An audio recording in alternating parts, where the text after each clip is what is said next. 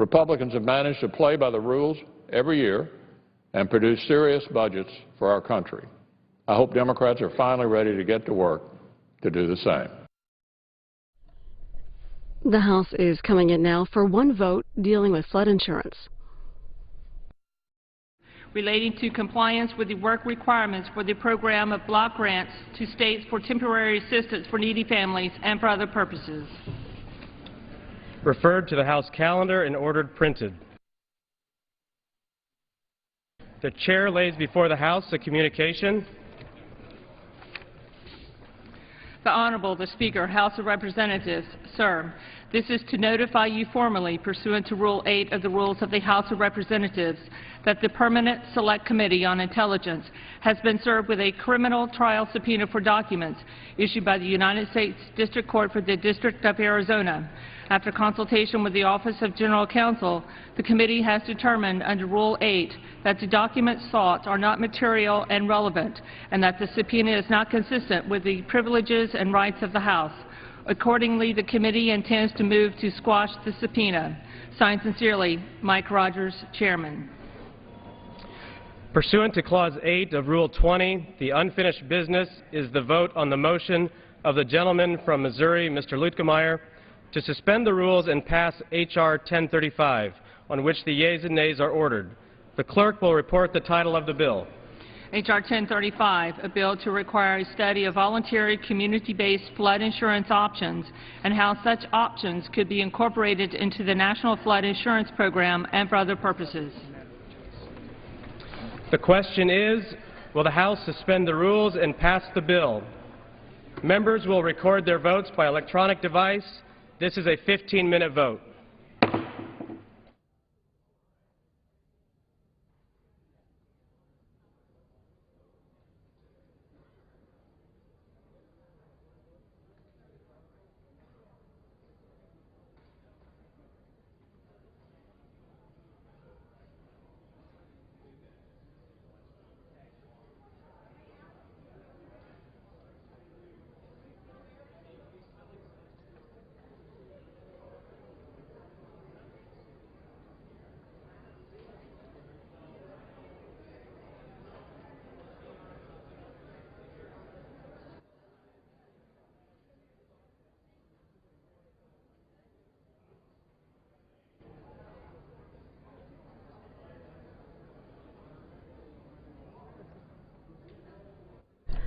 One vote this evening on a measure requiring FEMA to conduct a study on the possibility of making voluntary community-based flood insurance policies available through the National Flood Insurance Program. House Republicans today released their budget plan for the next 10 years. We're also getting an early glimpse of the Senate Democrats' budget, expected to be released formally tomorrow. And the White House is saying that the president's proposal will come out the week of April 8th. You can get an update on what happened here on C-SPAN after the House is out or right now at cspan.org. A progress report on the spending bill to fund the federal government for the rest of the fiscal year. Senate Majority Leader Harry Reid announced today that it's stalled over Republican complaints that there has not been enough time to study it.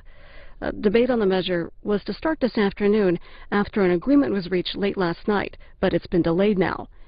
The National Journal reports that to reach a deal, Senator Barbara Mikulski abandoned her push to give the president broader power to implement the sequester automatic budget cuts. As always, you can see the Senate live on C-SPAN 2.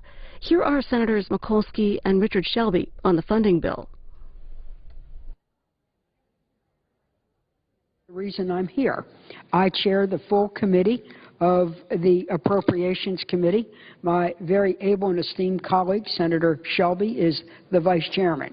We come to the floor today to talk about our legislation, which is an amendment to the House CR to fund the federal government for the rest of the fiscal year. It continues the bipartisan tradition of the Appropriations Committee working closely with both sides of the aisle. And I want to thank Senator Shelby for his excellent cooperation and his wise counsel in doing this and actually co-sponsoring this. Our leadership, Senators Reid and McConnell, have really been critical to bringing this, allowing us to come to the floor, to be debated openly, to have appropriate amendments and voted on by the full Senate. In today's toxic environment in Washington, I must say our conversations have been characterized by civility, collegiality, and absolute candor. What can we do? What we can't do. Not what we would like to do, but what we must do to keep the government doors open. I also want to comment on the excellent tone and conversation and that we've had with the House, specifically our House counterparts, Congressman Hal Rogers, the chairman over in the House Appropriations, and Congresswoman Nita Lilly. We've talked with each other, we've worked together, and if we continue to do that in they're not intervening dynamics, we can get this bill done. Now, Mr. Chairman, before I go into our bill to offer the content, I want everybody to understand there are three things at play in Washington this week. We use arcane language so nobody knows what's going on. So there's the sequester, there's the continuing resolution, and there's the Budget Committee. So everybody's getting it confused, everybody's getting it commingled, and all of it is getting press, and the American people don't understand that there are three separate solutions to three separate problems. Let me go to the Budget Committee, which will be on the floor next week, in which Senator Murray is assiduously and persistently working on her bill. That is for fiscal 14. That is the framework on how we're going to approach our overall budget. What are we going to spend, what revenues we're going to have to raise, if any, and also a review of mandatory spending. That's going on over there. That's for fiscal 14. What the Mikulski-Shelby continuing resolution is, which is really the appropriations bill, not a personality bill, that this will fund the government through 2013. The American people should say, didn't you do that in October? Isn't our fiscal New Year's Eve October 1st? Well, not really, because what happened is we were going into the heat and passion and prickliness of an election year. It was the wise head to extend it where cooler heads would prevail into March. Well, here we are, we're the cooler heads, and we're ready to prevail. What we have here is the legislation, and on March 27th, and everybody needs to understand this, on March 27th, that continuing resolution expires. If we do not pass our bill and then have an agreement between the House and the Senate that is signed by the President, we could face a government showdown. Now, there is no will on either side of this institution that wants to do that. We are absolutely committed to no shutdown, no showdown, no lockdown, no slam down. We want to do the job, and that's why we've been working very carefully to do that. What we will offer here today is funding through the fiscal year, which will take us to October 1st, that meets the mandatory cap assigned to us by the Budget Committee of $1.4 trillion. That's a lot of money, but it's a big government with big responsibility. It includes everything from defense, defending us over there, to the border control, defending us here, to meeting compelling human need and making investments in science and technology while ensuring that we do what we need to do. Our legislation is quite simple and straightforward. It includes 5 appropriations bills. 2 are already in it from the House: defense, military construction, and veterans. It will also include agriculture, Homeland Security, and a subcommittee that Senator Shelby and I are chair and vice chair of that funds the entire Justice Department. That means FBI, federal law enforcement, science, and commerce. So we have Ag, CJS, Homeland Security, and Defense. Defense and military construction are identical to the House. Agriculture, CJS, and Homeland Security are consistent with bipartisan and bicameral agreements negotiated last fall. Remember, we're reaching across the aisle, we're reaching across the dome. That's how we're trying to do it. However, there are seven remaining bills in the continuing resolution, and they are energy and water. That's money for like Corps of Engineers, Interior and Environment, Financial Services, Transportation, Labor, HHS, State Foreign Ops, and a legislation branch. That means they are provided current funding levels and policies with some very limited changes to fix pressing problems. These are called anomalies. The Senate version totals, as I said, $1,043,000,000 equal to the House CR. So the top line is the same. It's how we achieve national goals. It is equal to the House continuing resolution, and it is the same as required by the Budget Control Act. We are in absolute compliance with the Budget Control Act. Now, sequester mandates another $86 billion in cuts. That comes over what we do, and that solution is to be negotiated by the President and the leadership with the concurrence of both bodies. That's part of the charm offensive that's going on. Now, sequester needs a balanced solution, and we will be listening and awaiting their ideas. But right now, what we are looking for is our bills that include bipartisan amendments, minimize the problems of operating, and return to a regular order for fiscal 14. The amendment that we offer is much better than an extension of the current continuing resolution. That means why don't you just take a date, and just change 2012 to 2013. We do that because our bill makes reforms. We actually get more value for the dollar. If we just extended it, we would sometimes be spending money on unneeded programs, one of which would be in our bill, CJS, $500 million for a space shuttle that doesn't exist.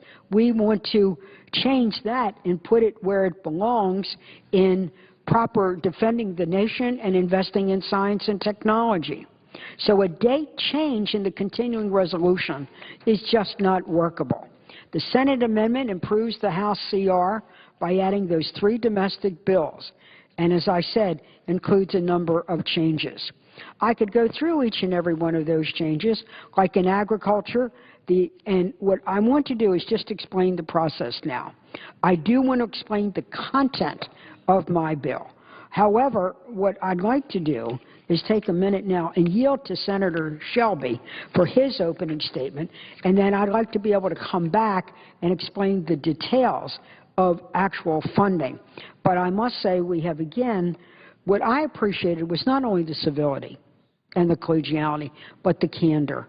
We had to look at not what we would like to do, and not even what we should do, but what we must do to keep, not only when we say government operating, it's to achieve the national goals that America wants. Our national security, both those who wear the uniform of the United States military, but others who defend the nation, like border control, federal law enforcement, local law enforcement at the local level, food safety and drug safety inspectors, to make sure we meet compelling human need in the fields of like education, biomedical research.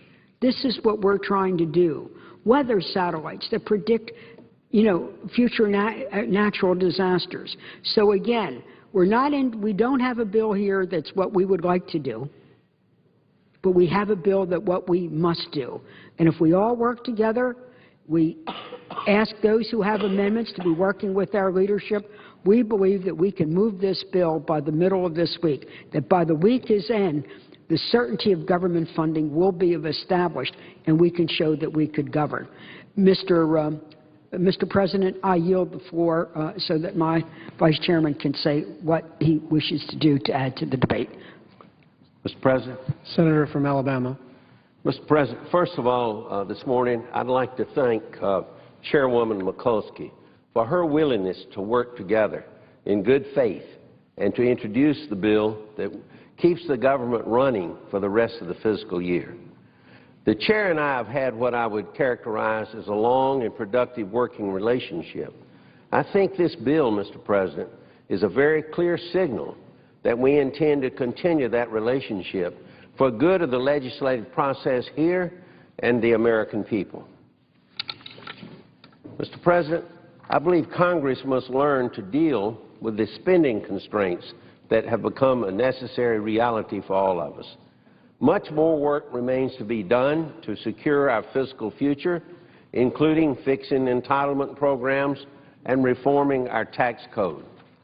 But today, however, we've taken the first step to show the American people that Congress can come together on important issues. My hope is that we will continue to do so. I'm pleased to say that Chairwoman Mikulski and I have accomplished 3 shared goals in this proposed legislation. First, this bill will prevent a government shutdown. Nobody wants that in America. Moving from one continuing resolution to the next only delays our problems and creates added uncertainty. I hope, Mr. President, that we can return to the regular order of producing budgets and appropriation bills to avoid the threat of a shutdown in the future. Second, Mr. President, this bill will provide more flexibility for the remainder of the year so that government agencies can deal with the reality of the sequester, which remains fully in place here. Third, Mr. President, I believe that this bill is a product that both parties in both houses can support. It prioritizes spending and aims to steer clear of divisive issues. In addition, discretionary spending is subject to the caps put in place by the Budget Control Act, and this bill complies with those levels. As noted, spending cuts made by the sequester will come on top of these constraints. I support moving forward with this bill and encourage my colleagues to join together to do the same. Many Americans have lost faith that Republicans and Democrats can work together on anything. I believe, Mr. President, that this bill demonstrates that it's possible, and I hope it will pave the way for a more productive relationship in the future. And while we're sure to disagree on many things, I remain positive that we can restore regular order in the Congress and deal with pressing fiscal matters in a timely, bipartisan manner. I think I speak for both of us when I say that we're committed. Yes, we're committed to putting the budget and appropriations process back on track. We look forward to working with our colleagues who shared that goal and are willing to join us in this effort. This is a new beginning here, Mr. President. Thank you.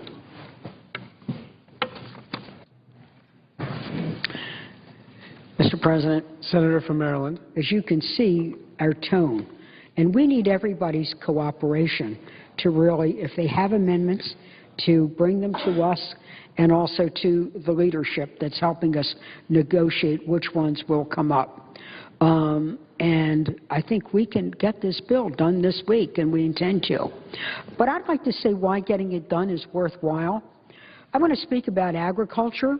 I'd like to speak about some of the content that we have and do it in alphabetical order because it's easier for folks to follow.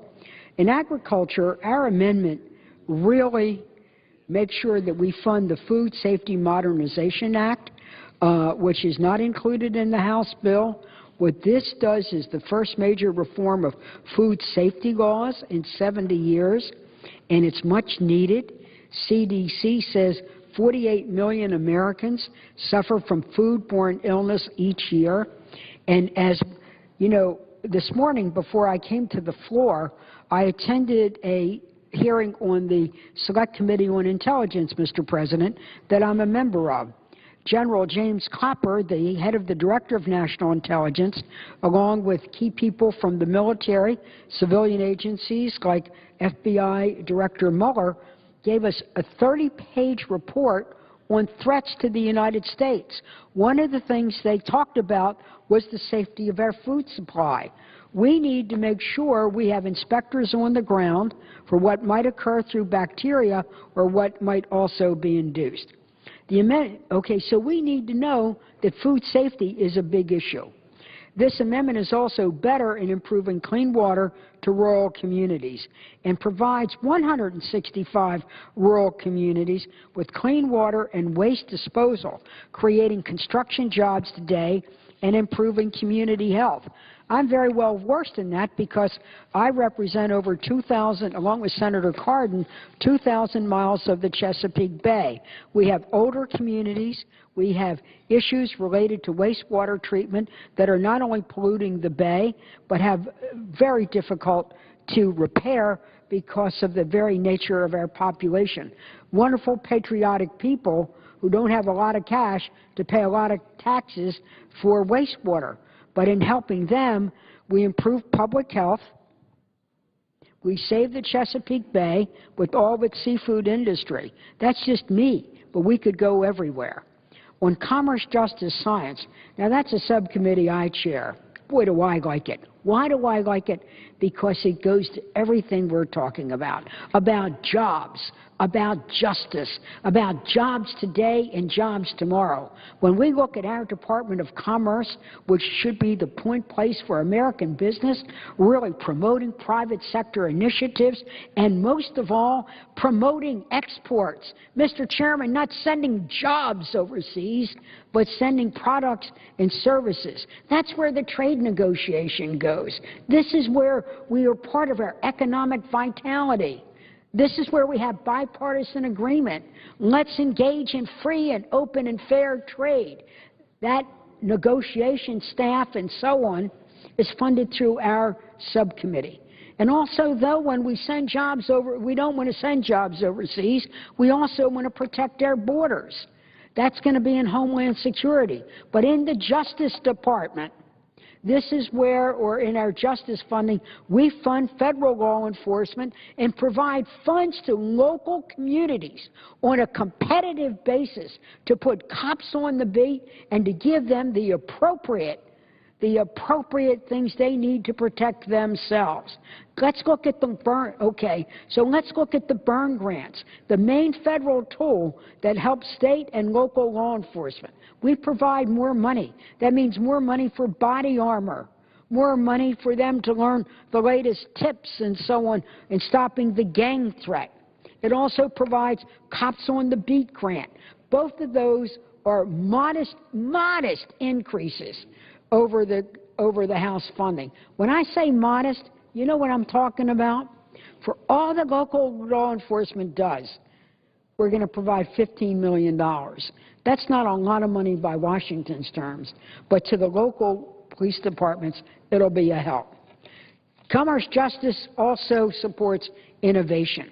It is in this subcommittee that we fund the National Science Foundation. $220 million more than the House means that we will be able to provide more help to 7,000 scientists and teachers making new discoveries for new products that will lead to new companies and new jobs. This is what we do. We're better than the House also in Homeland Security. This amendment does more to protect the nation from cyber warfare. Cyber warfare is one of the greatest threats facing America. Again, in this 30-page report that we've got on threats, the first 5 pages, the first 5 pages were devoted to just all of the cyber problems. What kind of cyber problems? Cyber attacks, cyber espionage. 97. The nays are 17. 2/3 being in the affirmative, the rules are suspended. The bill is passed. And without objection, the motion to reconsider is laid on the table. Gavel.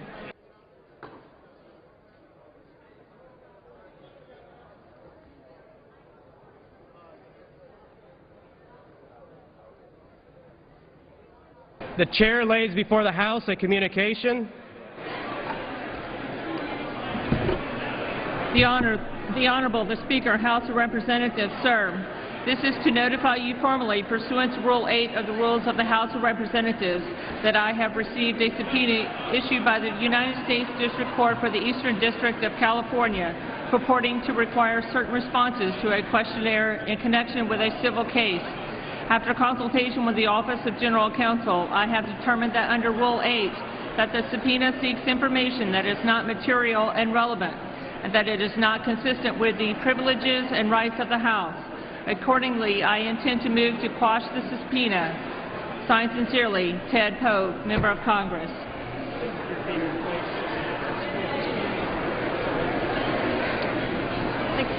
Overeem.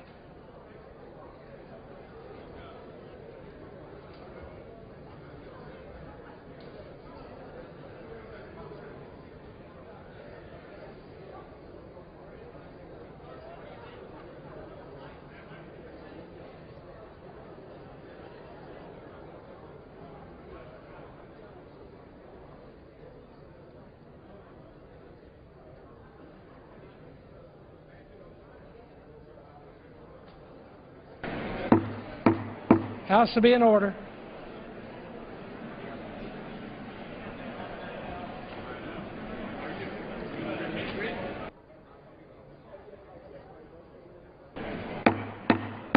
House will be in order.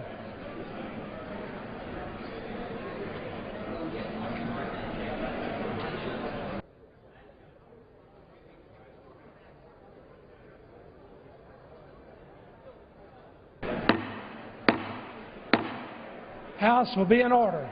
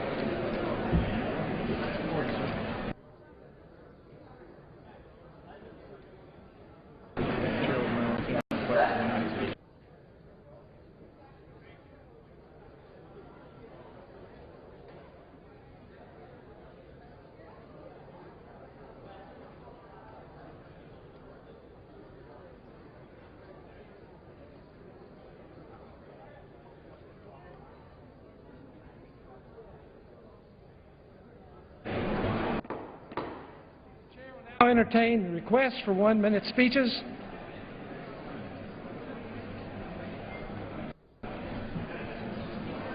Request unanimous consent to address the House for 1 minute and revise and extend my remarks. Without objection, the gentlewoman is recognized for 1 minute. Thank you, Mr. Speaker. I rise in support of Judge Poe's House Resolution 89, condemning the terrorist attack on February 9, 2013 at Camp Liberty in Iraq and requesting the prompt and safe return of the residents to Camp Ashraf. This attack has demonstrated that the living conditions of the residents are being threatened and their safety is in jeopardy. The United States needs to help facilitate the return of the residents for their own protection to Camp Ashraf, located also in Iraq, where they have safer facilities and a better infrastructure that may sustain future attacks. Yes, future attacks, because according to press reports, Mr. Speaker, the Iranian Quds Force intends to attack Camp Liberty again with rockets and mortars. Mr. Speaker, time is of the essence. I urge the U.S. House of Representatives to debate the Poe bill on the floor immediately due to the urgent humanitarian situation that the residents are facing.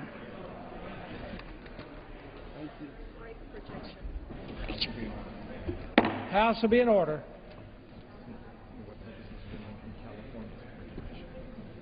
For what purpose does the gentleman from California rise? Mr. Chair, I seek unanimous consent to address the House for 1 minute and to extend and revise my remarks. Without objection, the gentleman is recognized for 1 minute. I would like to take this opportunity to recognize the sacrifice and selfless service of Marine Sergeant Zachary George, who was born and raised in San Ramon, California, and he and I even went to the same elementary school. Sergeant George was wounded in Afghanistan on February 4th while honorably serving on his 3rd tour of duty abroad.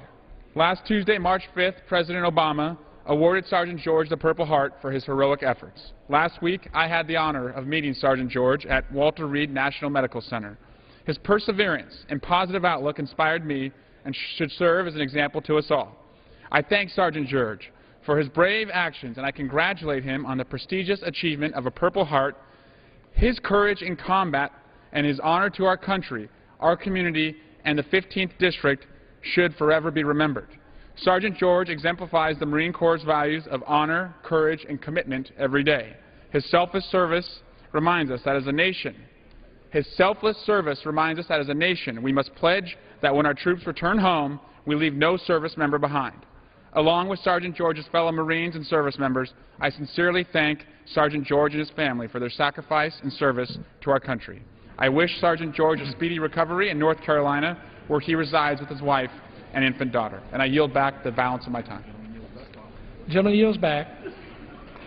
For what purpose does the gentleman from Pennsylvania rise? Mr. Speaker, request unanimous consent to address the House for 1 minute. Without objection, the gentleman is recognized for 1 minute. Mr. Speaker, the Federal Reserve on Wednesday, March 6th, released an edition of its so-called Beige Book that said that the President's Affordable Care Act is being cited as a reason for layoffs and a slowdown in the economy and slowdown in hiring. The Beige Book examines economic conditions of the Federal Reserve districts across the country with interviews with key business contacts, economists, and market experts in each district. The Federal Reserve noted, and I quote, "Employers in several districts cited the unknown effects of the Affordable Care Act as reasons for planned layoffs and reluctance to hire more staff," end of quote. Supporters of the Affordable Care Act referred to the nonpartisan Congressional Budget Office, which noted the law will have only mildly negative employment effects. Such defenses are far cries from the claims used by supporters of the bill to force passage in 2009, and merely remind Americans of the countless broken promises that now define the so-called Affordable Care Act. The writing is on the wall, Mr. Speaker. The reality is the Affordable Care Act is costing American jobs. As more of its regulations go into effect and more employers are going to alter their hiring decisions to account for its unaffordable costs. And I yield back.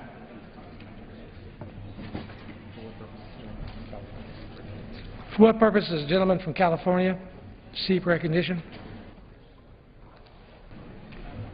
Mr. Speaker, I ask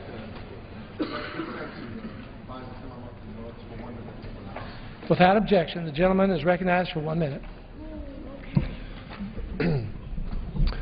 Mr. Speaker, I rise to address the so-called path to prosperity that was released today by the distinguished gentleman from Wisconsin, Mr. Ryan. As a freshman member of Congress, I was hoping to look at the Republican budget with a fresh set of eyes and focus on areas where both parties, Democrats and Republicans, can't agree. Too often, Congress focuses on what divides us and not what unites us. But looking at the gentleman from Wisconsin's proposal, all he's given us are vague bullet points that fail to say much. Mr. Ryan says he'd like to eliminate loopholes. Great. Democrats would love to do that too. But how can we do so when Mr. Ryan won't even specify which deductions or credits he'd eliminate? I'd like to close the carried interest loophole and end tax breaks for private jets and luxury yachts. But what set of loopholes does Mr. Ryan want to close? It's a mystery. What tax breaks would Mr. Ryan like to cut? the home mortgage interest deduction, the child tax credit. Let me stop you right there, Mr. Ryan, because cutting those programs will hurt the middle-class residents of my district, and I will not support such cuts. This is not a path to prosperity. For the middle class, it's a trip to nowhere. Mr. Ryan says he's a serious policymaker, but looking at this proposal, I'm not sure what he's serious about. Time has expired. For what purpose does the gentleman from Texas arise? Mr. Speaker, I ask unanimous consent to address the House for 1 minute and revise and extend my remarks. Without objection, the gentleman is recognized for 1 minute.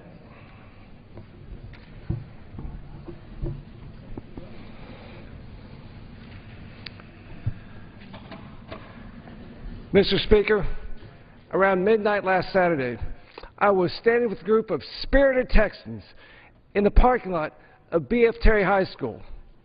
We were waiting for the triumphant return of the Terry men's basketball team. 3 hours earlier, the Rangers were cutting down the nets as the Texas 4A state champions. The Rangers showed the heart of a true champion by defeating the two-time defending champions, Dallas Kimball, 55-47. Down 8 at halftime, the Terry defense took over. In the second half, they held Dallas Kimball without a point for the last 3 minutes and 45 seconds. Congratulations to Coach Michael Jackson, MVP Derek Griffin, and the whole team for bringing the hardware home to Rosenberg. I yield back. For what purpose does the gentlewoman from Texas seek recognition? Without objection, the gentlewoman is recognized for 1 minute. Mr. Speaker, it's my intent to bring the House attention to several important issues. First of all, I'd like to join in our mutual effort with Mr. Poe to address the devastation of the people in Camp Ashraf, Camp Liberty. Those are Iranian refugees who have been attacked and who have been mistreated, and we must fight for them and ensure their safety. But I also want to comment on the introduction of a new budget by the House and to say that we have to come together and not be conflicting with programs or initiatives that will not happen. And to have a budget based upon the elimination of the Affordable Care Act, it simply will not happen. We must come together. Finally, America is ready for comprehensive immigration reform.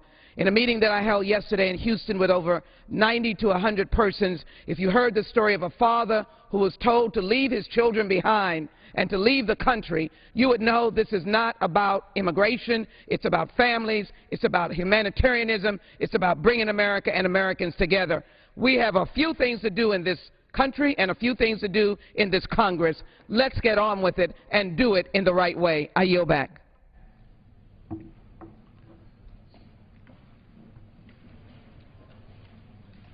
For what purpose does the gentleman from Pennsylvania seek recognition? Without objection, the gentleman is recognized for 1 minute. Thank you, Mr. Speaker. Recently, the Pentagon has proposed a new medal, the Distinguished Warfare Medal, to recognize those members of the armed services who operate the drones which serve on vital missions over war areas. That's a good thing. However, they've also recommended that it has precedences rated above the Bronze Star and also the Purple Heart. It is a great concern to a number of us in the House that this has taken place because we believe that those who see the actual battles and those who fight and have the wounds of battle should have their medals take precedence over that. I ask all members to be in support of H.R. 833 and to sign on as co-sponsors, Mr. Speaker, so that we can correct this problem and work together to make sure that the Bronze Star and Purple Heart are kept in a rightful order of medals, because these things do matter to our military. I yield back. For what purpose does the gentleman from Ohio rise? Unanimous consent to address the House for 1 minute. Advise and extend my remarks. Without objection, the gentleman is recognized for 1 minute. Thank you, Mr. Speaker. I rise this evening to just honor and pay tribute to a dear, dear friend of mine and to the community in my congressional district, Leo Keating. He was the grandfather of my legislative director, Ryan Keating. and his brother, who's a dear friend of mine, Brendan Keating. And Leo was one of these great World War II veterans who knew how to live life. And he was a pilot, he was a lawyer, he loved baseball, and he was funny. And he was a tremendous guy who helped me at a very, very young age get into politics. And today, as we went through his mass, his funeral mass, his son Dan, who practiced law with him, talked about these 3 Bronze Stars that he earned in the war. And typical of that generation, nobody really knew about it because he didn't talk about it. And I wanted to rise today and honor that and honor him, because I think as we deal with a lot of the craziness that's going on here in Washington, D.C., it was a nice example today to see this man who was a hero to his country and getting the military burial and whatnot, and to think he never even talked about it and how beautiful that was. And he was just a great guy who knew how to live life, and we will miss Leo Keating, and I know his family and his friends will miss him dearly. But he gave us one last gift going out. His family wanted him to have dialysis, and he said, no. Come on, Dad, try it just one time, see if you like it, see if it helps. No, I'm ready. And he was ready, and he gave us one last example on how to live with grace and dignity. So, goodbye, Leo. Yield back. The gentleman yields back. Are there any other one-minute speeches? The chair lays before the House the following personal request. Leave of absence requested for Mr. Cicilline of Rhode Island for today. Without objection, the request is granted.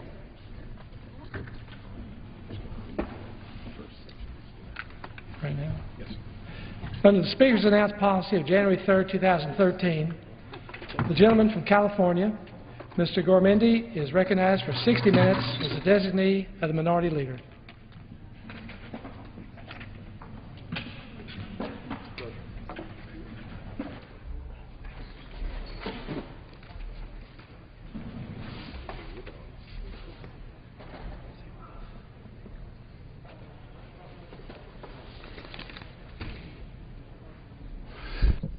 Mr. Speaker, thank you very much.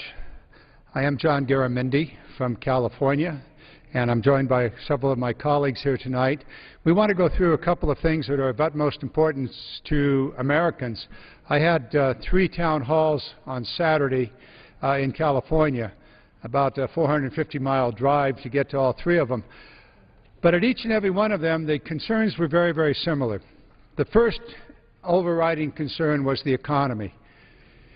In California, there is this desire to get the economy going. There's a pent-up energy in the people, in the businesses, the small businesses, the farmers, and it's not just because it's spring and the almonds are blossoming, or maybe it's the almonds, depending what part of my district you're from. But there's this desire to get moving forward. And they keep asking me, what's going on in Congress? Why can't you guys get it together out there? And we explain what's happening here. We have been through 5 crises over the last 18 months. Manufactured crises, things that didn't have to happen. Each and every time, the entire system of America's economy and politics comes to a stop, and we lurch up to that fateful cliff, and then we move on. But not with the kind of robust energy that this economy is capable of. We need to get this CR, this continuing resolution, and all of these fiscal cliffs out of the way to get the economy moving. And there's some very, very good examples of why the economy is poised to take off. And one of them is found here. If you take a look at this chart, these are the job creation and losses beginning way back in 2009, 2008. And all those red lines were the collapse of the economy. When the blue came in, that's when President Obama came in 4 years ago. And things were tough. We were in a free fall here in our economy. But with the stimulus bill, we began to climb out. And after about 18 months, we began to see positive job growth, no longer seeing those job losses. And we've seen that all the way through. This last month was a terrific month, 247,000 new jobs created, and that was in February. And so what happens in March? In March, we come up against another cliff, and now we have sequestration. Sequestration will bring us 750,000 unemployed Americans. Not a gain in the economy. The unemployment rate went down to 7.7% in the previous month, and now we have sequestration. We passed a bill out of here last week that was supposed to solve it. It really didn't. In fact, it maintained sequestration, took care of a few things. But we've got to get past this. We need to grow this economy. We need to make the investments. And there are really only 5 critical investments that need to be made year after year after year. And we need to do these things repeatedly, every month, every year, in every budget. Education. Sequestration cuts education at all levels. Research. Sequestration cuts research.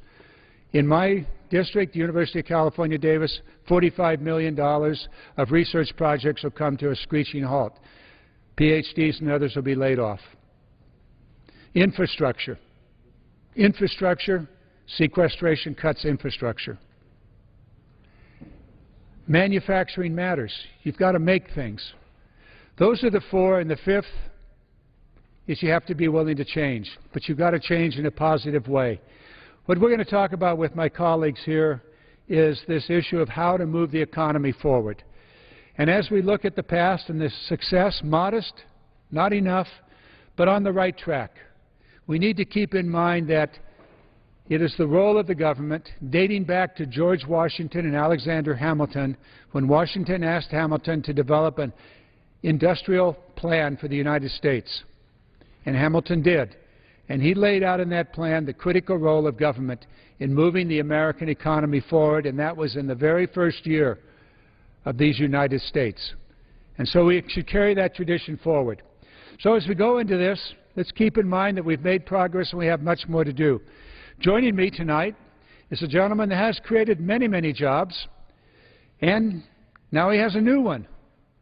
He's a member of Congress from the great state of Maryland, and it's Mr. Delaney.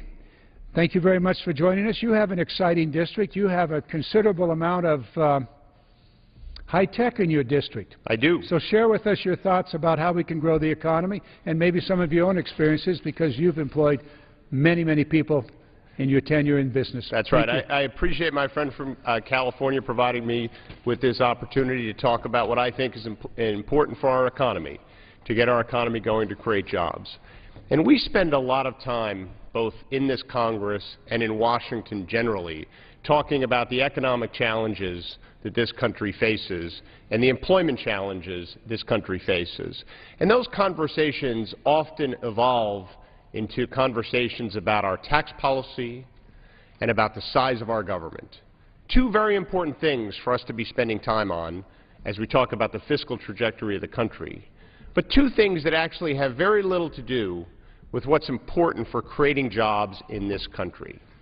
Because what's really caused the employment challenges that we face today, what's really caused the economic challenges that this country faces, are 2 things: globalization and technology. 2 trends that are gripping our society and really started about 20 or 25 years ago. And these trends are accelerating.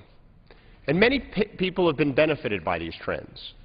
Americans with great educations have been blessed by these trends.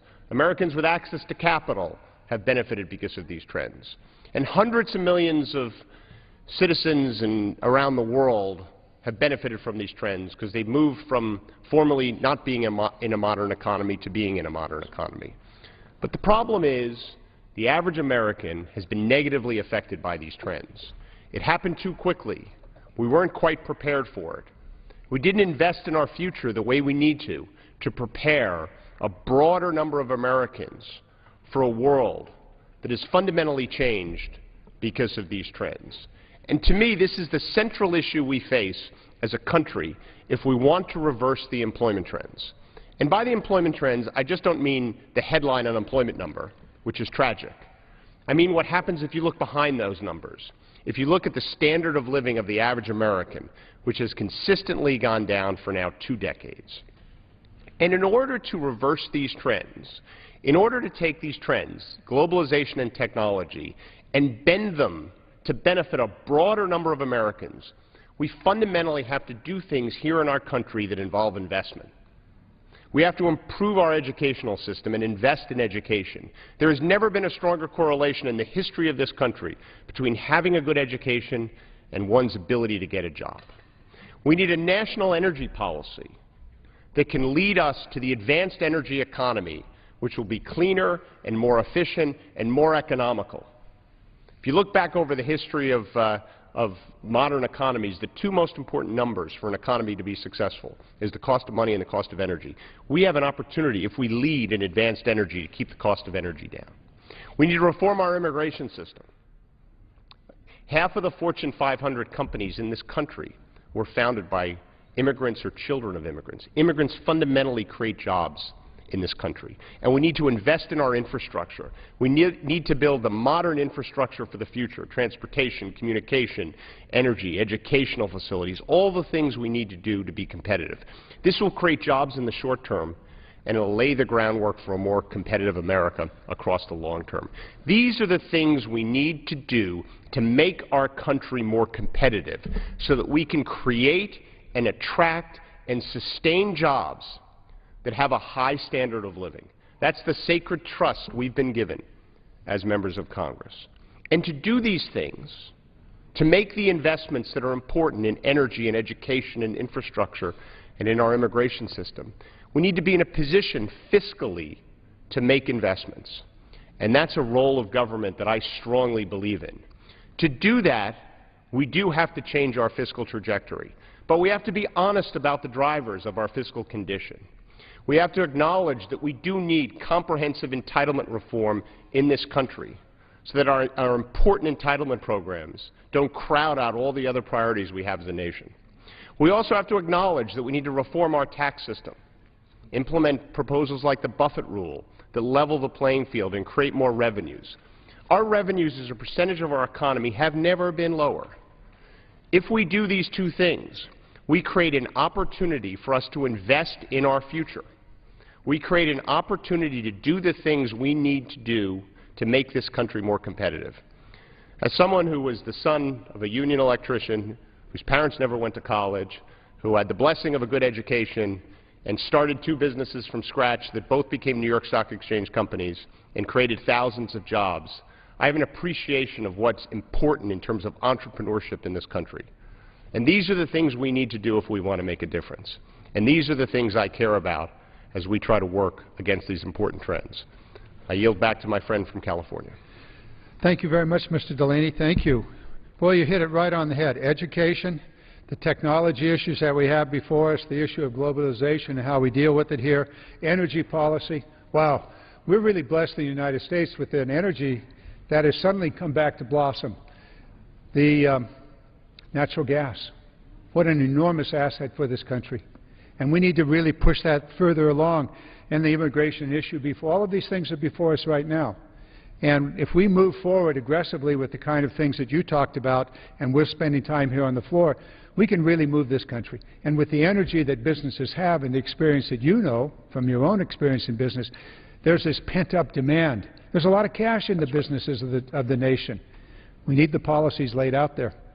Perhaps you can take up just the energy piece and put a little more thought, not more thought, but elaborate a little more on how you see the use of natural gas as a bridge as you get to those clean energy issues that you talked about. So I think, and I think you made a very good point about the amount of cash in our private sector. There's more cash in U.S. corporations than there's ever been, and there's more cash in our banks than there's ever been.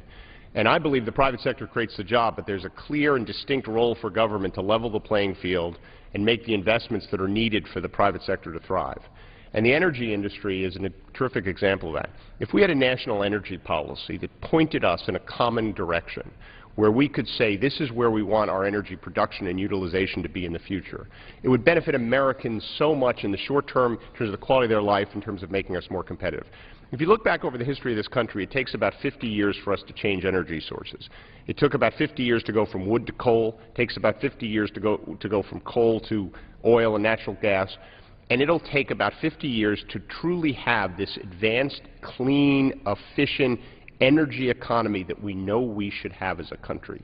We should have policies in place that encourage that.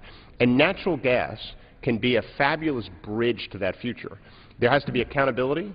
That we have to make sure that it's done in an environmentally sensitive way, which I believe there's a role for the federal government to do that, but we should be embracing it because it can clearly bridge us in a cleaner way and in a cost-effective and competitive way to the future we all imagine for clean and advanced energy. It'll take time to get there. It's a massive investment to transform our energy infrastructure so that we can do that, which, by the way, will create a lot of jobs while we do it.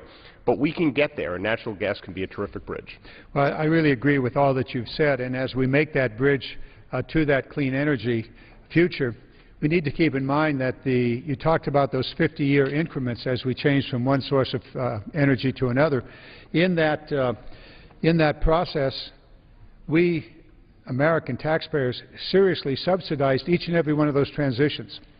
And we now have to shift, it seems to me, to shift some of those subsidies from the old energy sources, specifically oil, and shift that into long-term subsidies, encouragement to those clean energy issues. If we do that, I think we'll see that kind of growth that you were talking about.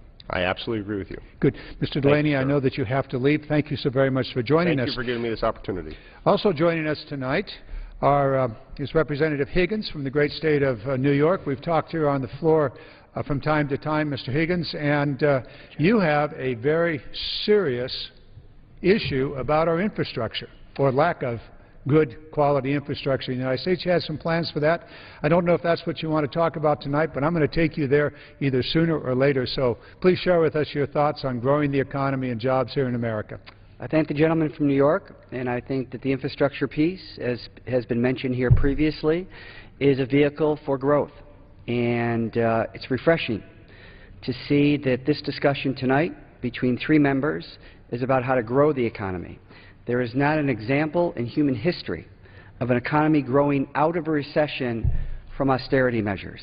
It didn't happen in Japan in the 1990s. It's not happening in Europe today. And it didn't happen in this country in 1937.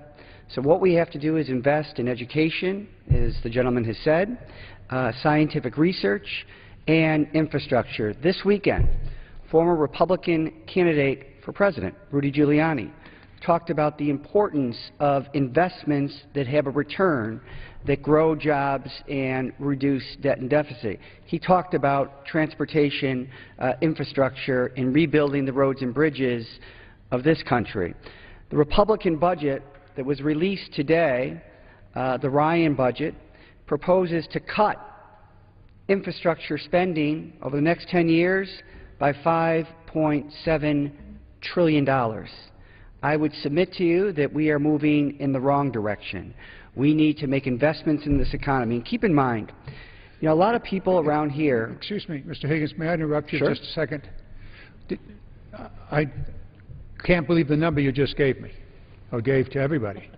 You said the Ryan Republican budget that will come out this week does what to infrastructure? It cuts infrastructure spending by $5.7 trillion over 10 years. Doesn't do anything to the defense spending. So while we, the advocates of increased infrastructure spending, want a nation build here at home in America, the Ryan budget wants to continue to nation build in Afghanistan and Iraq and other places. You know, World War II ended in 1945. We still have 52,000 U.S. soldiers in Germany. We still have 49,000 U.S. soldiers in Japan. We still have 10,000 U.S. soldiers in Italy. We need to bring them home and nation build here. And that's the Paul Ryan budget, not the Tim Ryan budget. Well, Mr. Higgins, you've really hit upon something that caught my attention. Also, we should be aware that this year, that is October 2012 until October 2013, we will spend $100 billion. $100 billion in Afghanistan. To what effect? To have our soldiers killed by Afghan policemen? To create an ongoing conflict in that area with the people that are living there? To what effect? $100 billion. You talk about bringing home the soldiers. We should bring the soldiers home from Afghanistan. There'll be some small unit left there to deal with al-Qaeda and other terrorist organizations, but it's simply not working. Think what $100 billion could do to solve the sequestration issue, which is only $85 billion. Can I just make another point Please. before you turn it over to the distinguished gentleman from Ohio, Mr. Ryan? You know, a lot of people here, in the majority, do a lot of complaining about spending. The irony is they did all the spending.